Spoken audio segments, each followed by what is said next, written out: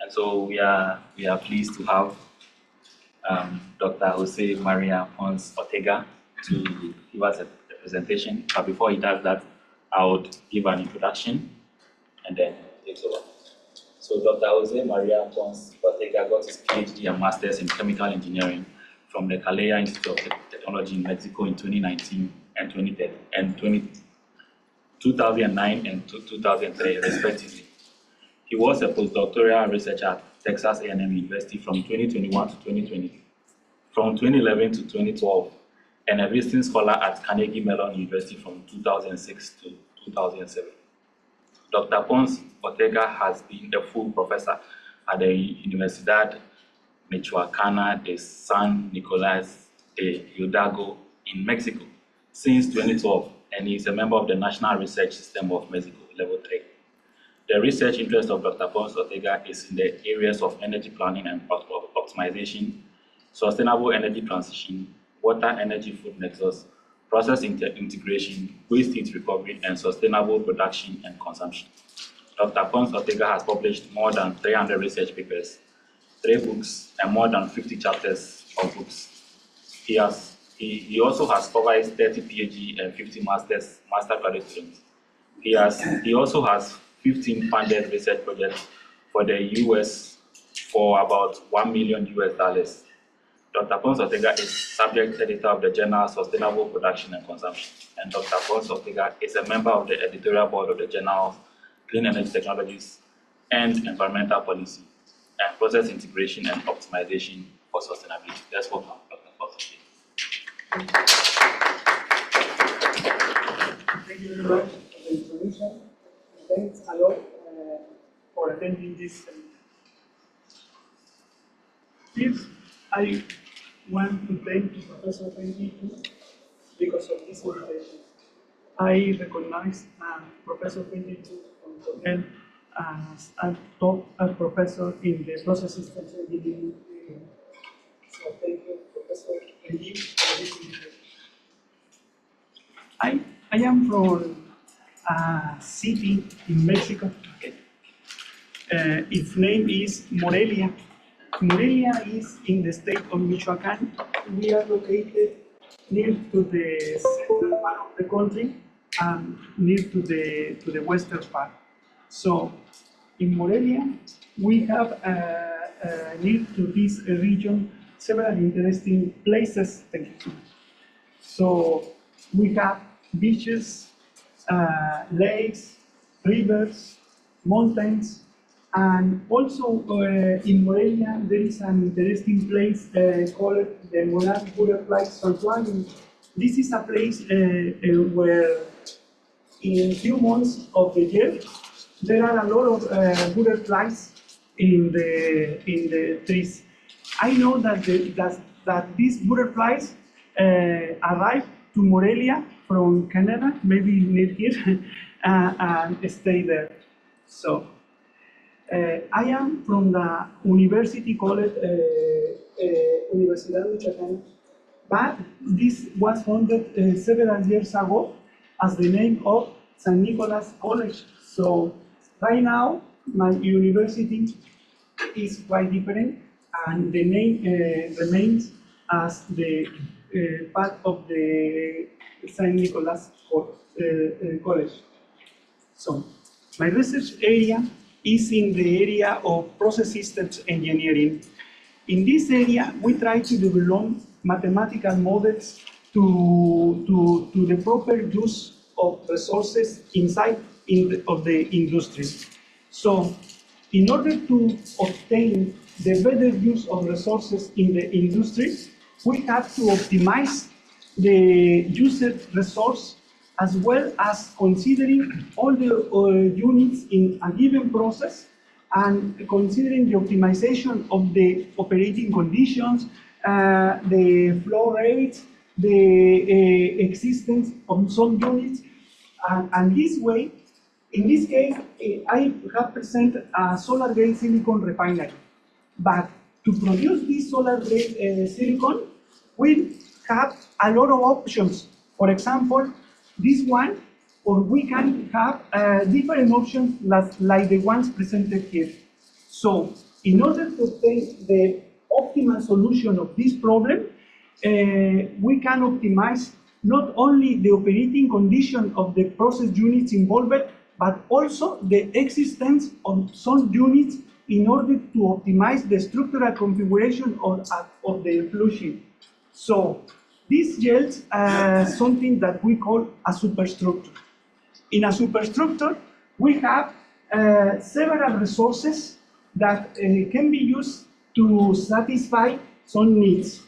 However, in order to obtain the resources in the given conditions, a set of units can be used to trade these resources and to satisfy these needs. But the problem here is how to select the optimal treatment unit and how to select the operating condition and the configuration of this treatment unit. This way, what we develop is a superstructure. So this superstructure is a very simple representation. We call this superstructure as sources sink representation. In the idea of developing superstructure, the sink source representation seems a very attractive option. Why? Because in this case, we can see the available resources and the sinks that require these available resources. So then we need to determine how to pass from here to this, and we can optimize the needed units as well as the operating conditions of these units. So, as can be seen, a superstructure helps to model helps to determine the optimal configuration of a flushing. So, but how can we do this? We have to incorporate a mathematical model. In this mathematical model, we need to incorporate a set of optimal objective functions which can be minimized or maximized. Then also we need to incorporate a set of balances, mass balances, energy balances, and other constraints. But in order to optimize the logical relationships associated to the interconnection of the units that can be or cannot be in the optimal solution, a set of disjunctions can be incorporated. This way, some logical relationships must be included in the mathematical model. So any superstructure almost can be modeled as this way. And to obtain the optimal solution, an optimization approach can be used. What I'm going to present in this talk is a story about the problems that we have addressed in my research group. So, one of the main resources in the industrial facilities is the energy. Energy is used almost for all the units involved in the chemical industry. For example, a process stream needs to be heated in order to be used in a reactor. Also, some hot process streams need to be cooled in order to be treated in a distillation column. And similar hot process streams and cold process streams need to satisfy the energy requirement. To satisfy these needs, utilities like cooling water or vapor can be used. But this cooling water and this vapor have associated some economic costs and also some environmental issues to produce this. So the main idea in the energy integration process is to try to use the waste heat of the hot process streams to be used in the cold process streams and reduce this way the energy required in some of these streams. Similarly, for the other streams involved in the process units. This is a very simple representation of an industrial facility, but the idea of energy integration seems interesting to see that with the energy integration between process streams, we can reduce the cost and the environmental impact. But we have several options in order to determine the best optimal configuration.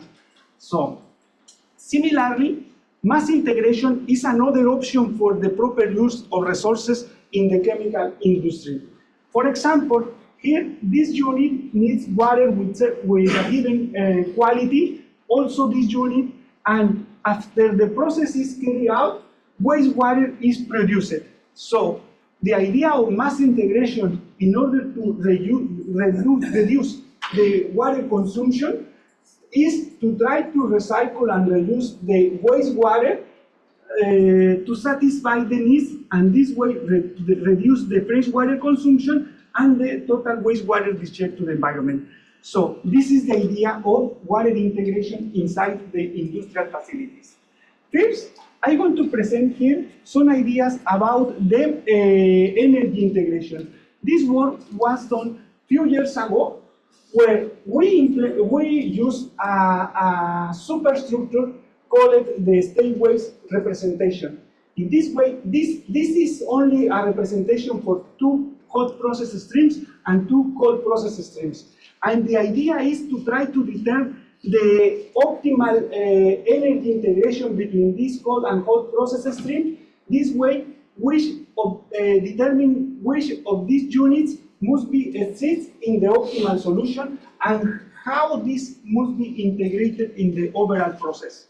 So this superstructure was developed by Professor Grossman, but then we incorporated different types of heat involved in the process streams. For example, we include not only sensible heat but also isothermal and simultaneous integration of this heat in the process.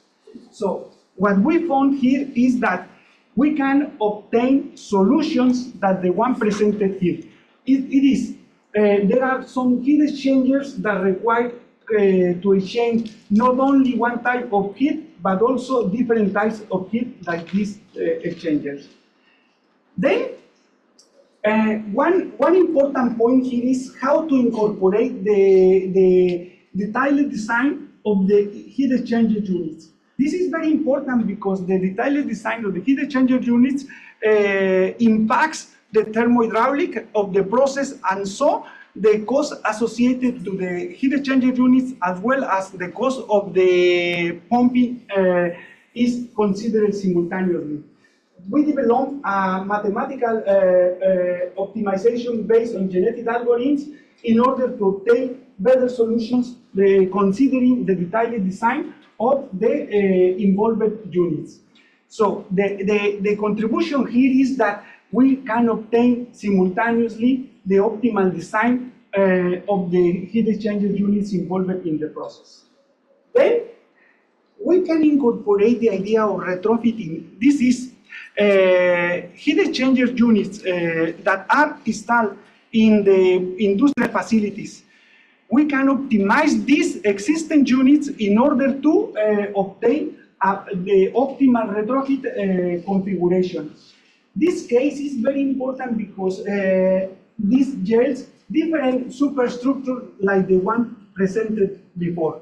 In this case, we have the existing facilities located in specific areas, so we have to determine where to include new facilities, and in this case heat exchangers, and how to improve the existing ones.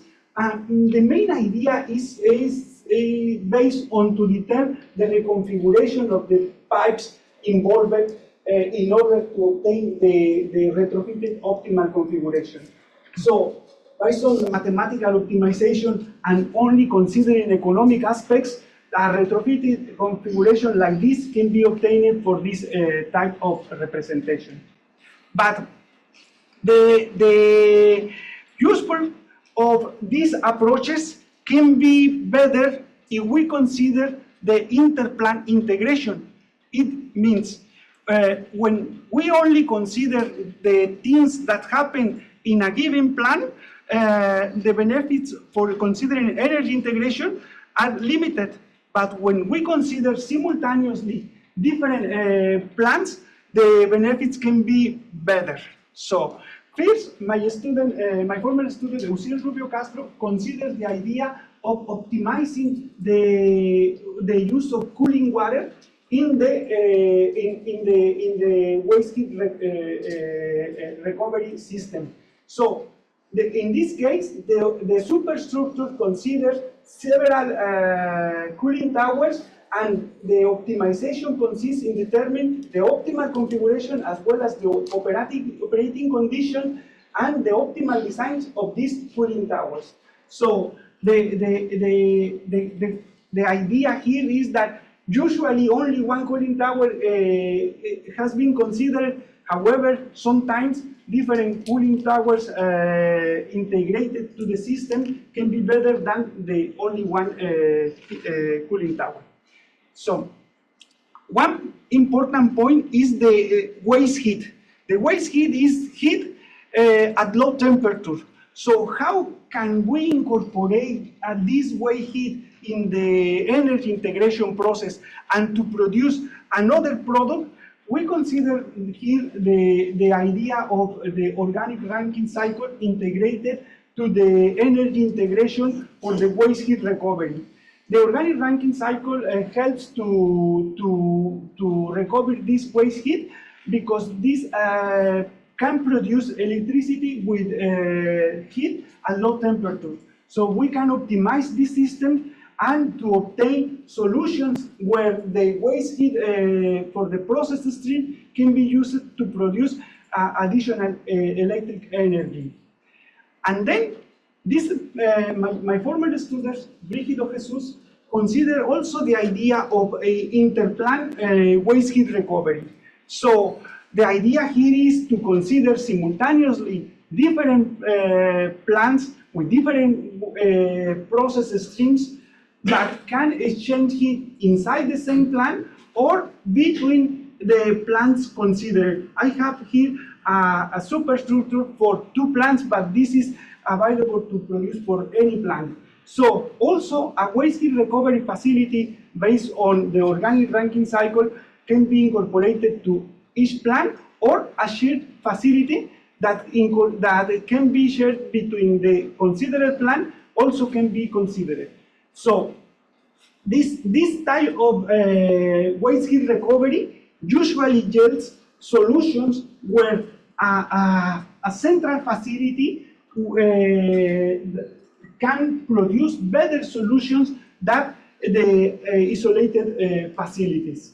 So, then my former student, Fernando Lira, integrated the idea of trigeneration based on the waste heat recovery of a system.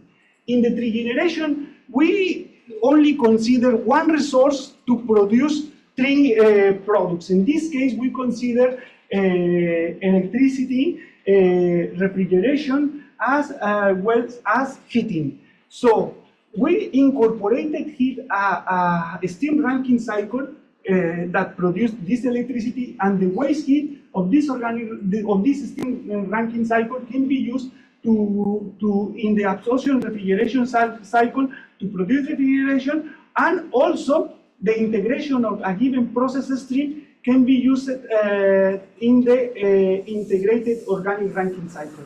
This is the superstructure that we produce here. So the idea of applying this representation is presented in this slide. So in this case, also we can optimize the reconfiguration of the system to consider different fuels as to replace the existing ones. And here we incorporated not only economic points of view as objective function, but also environmental and a social objective. So then recently my student Francisco Javier incorporated a hybrid metaheuristic optimization. The idea here was to try to simulate the thermal engines in the Aspen Plus process simulator with the idea to obtain more accurate solutions. So this is the same idea as the previous one project, but in this case, the thermal engines were modeled in a more accurate way. So this way we can produce better resources, more accurate resources. So until here, I only have speaking about the energy integration. But what about the water integration? The water integration is similar like the previous one.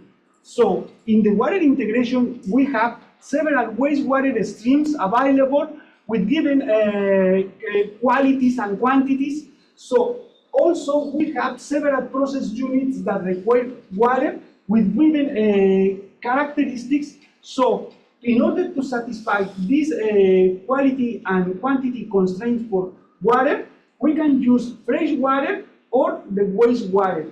So the optimization problem consists in determining how to recycle and reuse this wastewater and combine with different qualities of fresh water in order to satisfy the quality and quantity constraints and also the environmental constraints. So we can optimize this overall system in order to obtain an optimal solution. One problem here is that the wastewater streams are have a lot of pollutants. So in order to determine the quality of these streams, we use something that we call property tracking constraints in order to avoid the use of the compositions of each pollutant involved in the streams. So this, the optimal solution of this type of problem is very easy, but the solution usually yields a significant reduction in the freshwater consumption and the wastewater discharge to the environment. So then we incorporated a novel superstructure that avoids bilinear terms, and this way this superstructure allows to obtain better solutions since the optimization point of view. In this superstructure, we consider that the process stream only can be mixed at the end of the superstructure. And this way, we avoid a multiplication between the properties operators times flow rates. So the solution of this problem is presented in this slide. Then, my former student Cesar Sotelo incorporated the idea of retrofit water conservation networks. This is similar to the energy integration process where we only have some existing units and then we incorporate the retrofit of these existing units and the possibility to install new units as this slide shows. Then we incorporated some environmental objectives in the synthesis of water integration networks. In this is similar. We only here consider an objective function based on the ecoindicator 99 in order to obtain better solutions like the one presented there. Also, the idea of interplant water integration can be incorporated in order to obtain better solutions.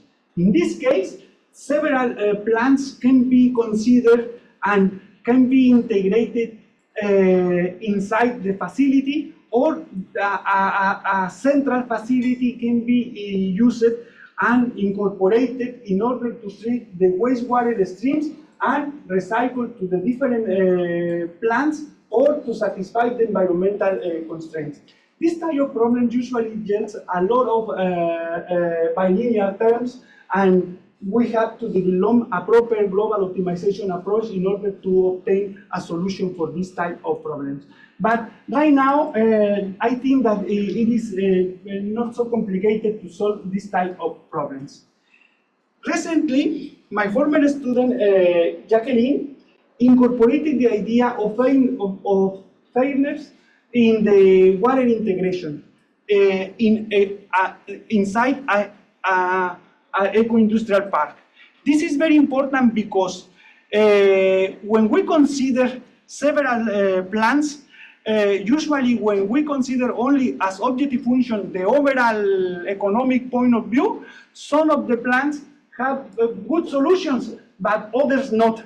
So in order to obtain a stable solution on all participants, it is needed to incorporate a fairness approach. We developed the mathematical representation of this based on the Rosyan and the Nash scheme in order to obtain more stable solutions for those the involved parts, and this was the main contribution of this previous work.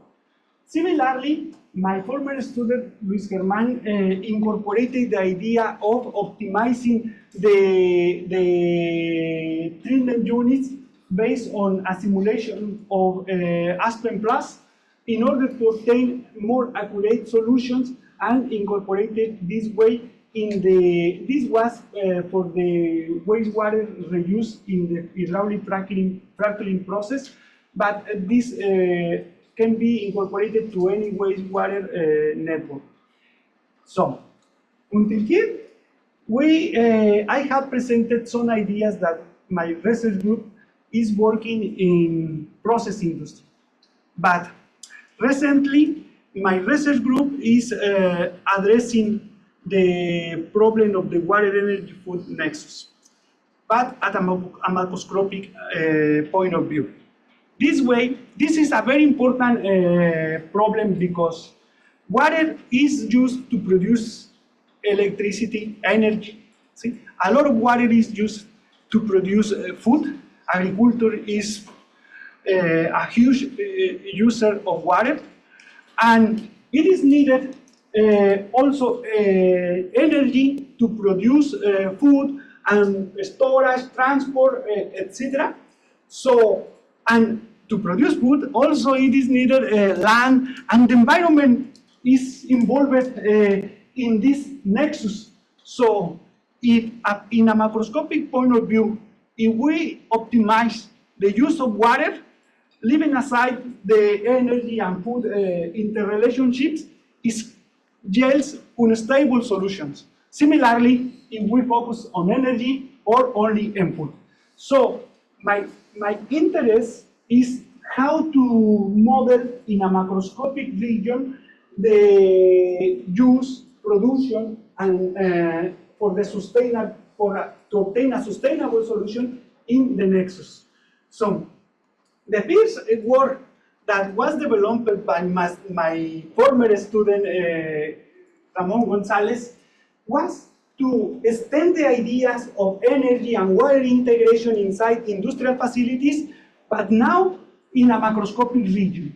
So first, we only consider the nexus between water and energy.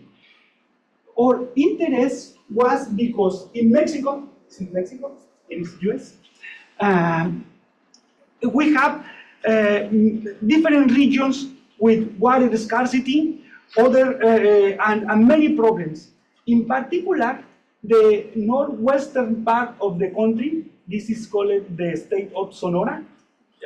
Here is near to the border, this is maybe Arizona. Also, in this part of the country, this is the Sonora Desert. So, the water scarcity here is very huge, but there is a lot of, in the northern part of this, there is a lot of industry because of the minerals that there are there. So mining is a huge industry here, and in the south part, the agriculture is a strong activity. So how to obtain the water need in the agriculture in the south? This is through dams related to some of the rivers that are involved here. So, but when the mining increase and the population increase, the water available in these rivers was not enough to satisfy the demands of these users. So the dams provide this water, and living without water, the agricultural zones here. This produce a strong social problem. So our idea was to try to consider the idea of integration to solve this problem.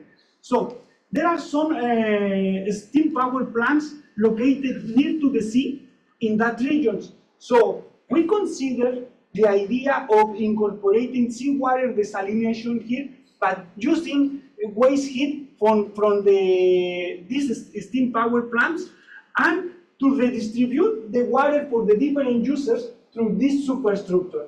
So how to redistribute these resources, the available water in dams and rivers, etc., and the aquifers, and the new fresh water produced from the seawater desalination to satisfy the agriculture, domestic, and industrial needs. So we developed an optimization model in order to obtain a solution for this problem. In this case, I only want to show you the basic model to see that it's similar. This model is similar to the ones that we obtain for any industrial facility. So we have water balances in aquifers, water balances in deep wells, in pumping stations, balances to determine the water demands, and the balance for the dams, etc. Also in the storage facilities and the constraints associated to the new industrial facilities associated to the seawater desalination. And here our objective was to consider an economic point of view to minimize the associated costs in order to satisfy all the water and energy needs for all users. One point that we have to consider in these macroscopic problems is the piping and pumping for the new distribution of resources. So we include this set of relationships. We would use GAMS to solve this problem, and we obtain solutions like the one presented in this slide. So this was the first idea that we had a few years ago. Then my former student Ramon Gonzalez incorporated the idea of process intensification. Process intensification is a very good option in chemical engineering, where we can use one resource to produce several resources, or we can use a unit to intensify and implement several tasks. In this case, Ramon incorporated the idea of the dual-purpose power plant desalination, because we have some power plants available in this area. The idea of incorporated reverse osmosis facilities to use the excess electricity, or multi-state flash to use the excess heat of this facility, incorporating an auxiliary boiler. Also, we can incorporate the optimization of this auxiliary fuel in order to obtain a better solution. With this idea, a similar superstructure was considered in order to try to obtain better solutions. In this case, an intensified solution. So this is the type of solutions that we obtained. We implemented this problem also for the case of the Sonora. And here we incorporated also some environmental and social objectives associated to the problem. And we can optimize the use of fuels in the auxiliary units. Then, until this point, we have in mind the idea that the agriculture is a very huge problem, because the water usage is too much. And in Mexico, we have mainly two seasons of the year. One where there is enough rain, and the other one where there is no rain. So we can optimize, we think that we can optimize the production in the agriculture. It means we can select the crop that we can consider in a given region and in a given time. It means optimize the scheduling in the production in the agriculture activity in order to obtain a more stable solution. And this was incorporated here. This required a lot of new equations to model the behavior of the agricultural activity and to integrate in the overall system. This is the type of solutions that we obtain, and here is how we can consider the variations involved through the different seasons of the year in this sum. So until this time, what we noted was that it was very difficult to determine the optimal solution in reality. It means we consider an economic point of view, we consider some environmental point of view, but what about the water energy food security nexus? So what my former student Brenda Cancino incorporated here was a set of new indices in order to determine the water energy food security in a given region. It means based on the Sustainable Development Goals and considering the availability, accessibility, and sustainability, the food, water, and energy security was incorporated in a new set of indices. Also, we consider as case study the state of Sonora in Mexico. This is a view of these security indices that we consider.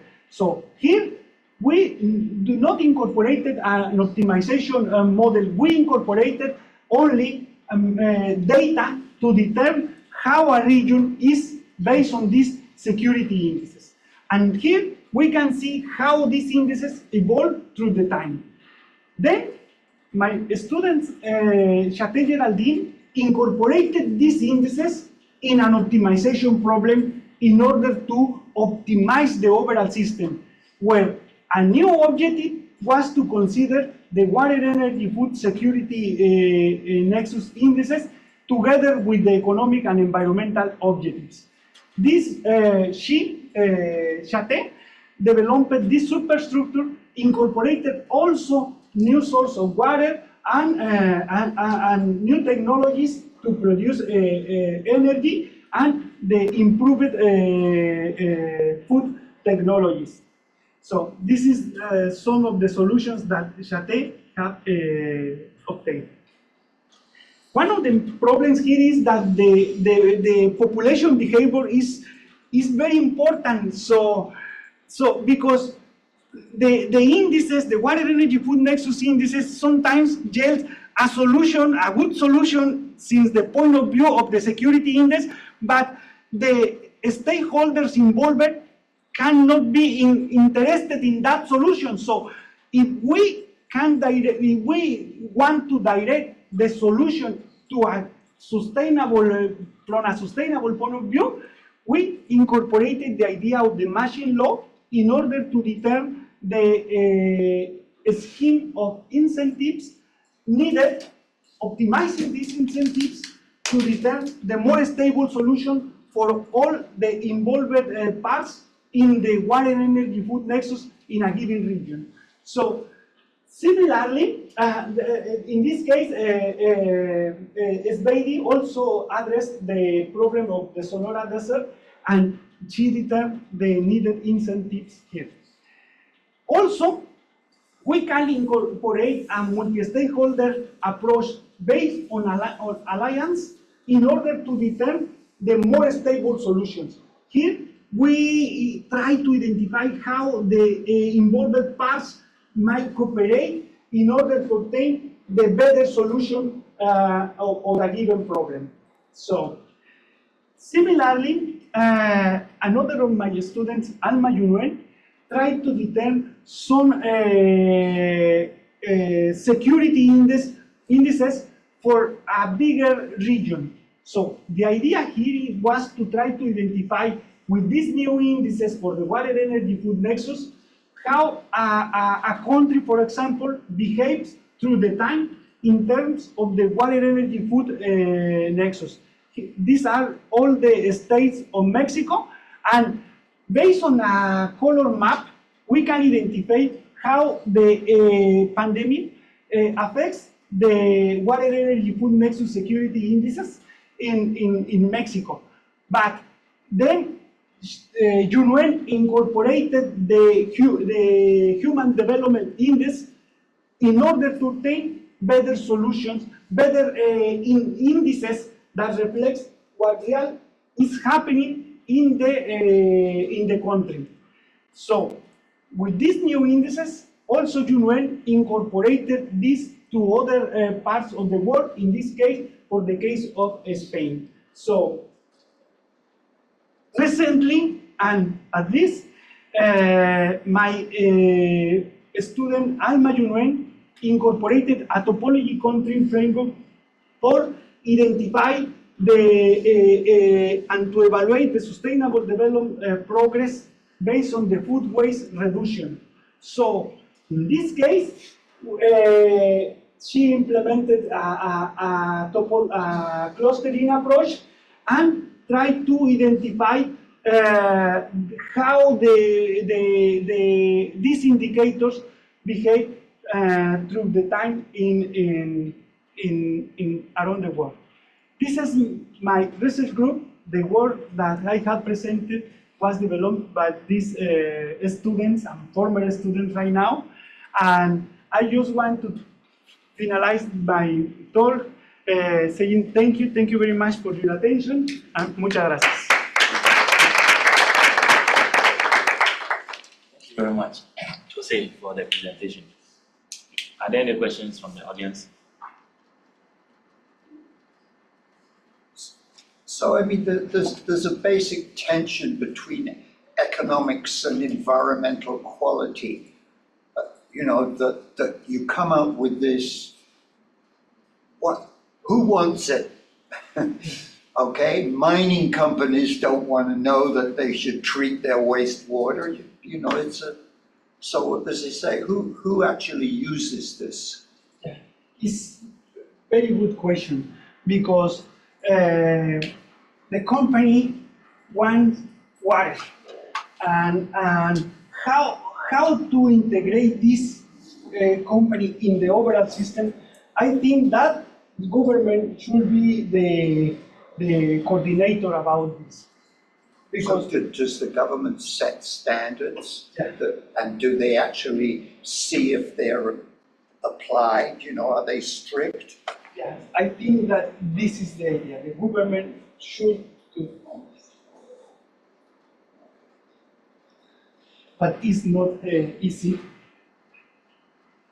Well, I mean, in Russia, they have really grand plans, optimum this, optimum that, and the most foul environment, you know.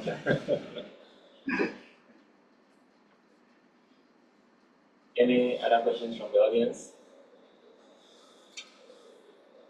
I have a question. So in terms of like treating the wastewater, are you focusing on specific industry or like municipal wastewater? We consider all for a given region, all the wastewater that is discharged.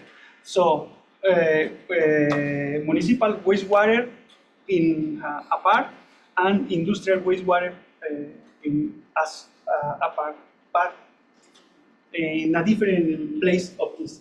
So, but we consider both. Do you notice any difference or any additional process between like the two when you do retrofitting or like this process? Like, are there any difference between municipal and It's very different because the pollutants involved are so different. So also, for example, municipal wastewater can be used to produce energy, or can be used can be reused in some ways. But industrial wastewater that if we want to incorporate to the reuse is quite complicated. So the industrial wastewater only inside the industrial facilities can be considered. So we have to consider this in the overall system. Any more questions from the audience?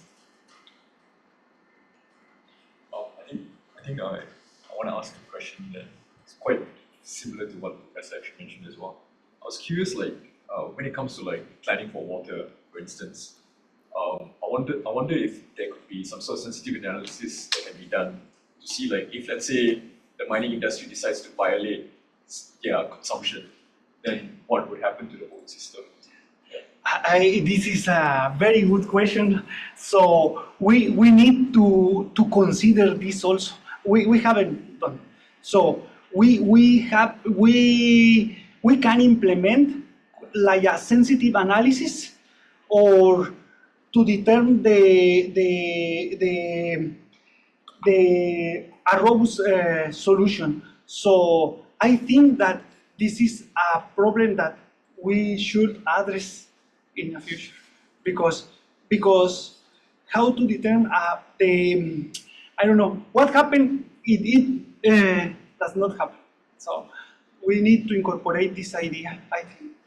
Thank you so much. I got another.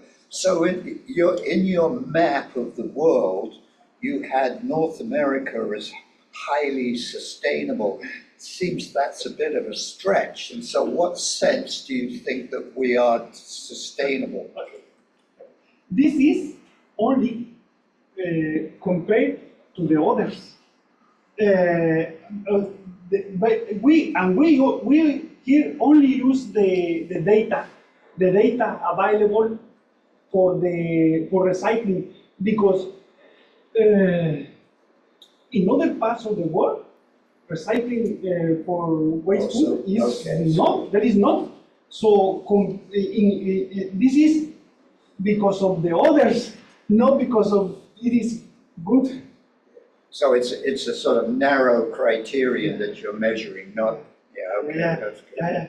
Because it's difficult to say it is.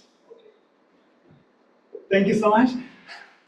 I actually had a similar comment because my country was somewhere in Africa and it was red, so I was just thinking, okay, so what's going on?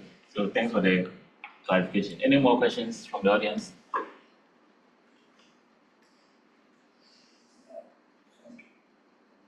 Okay. If there are no more questions, then thank you very much.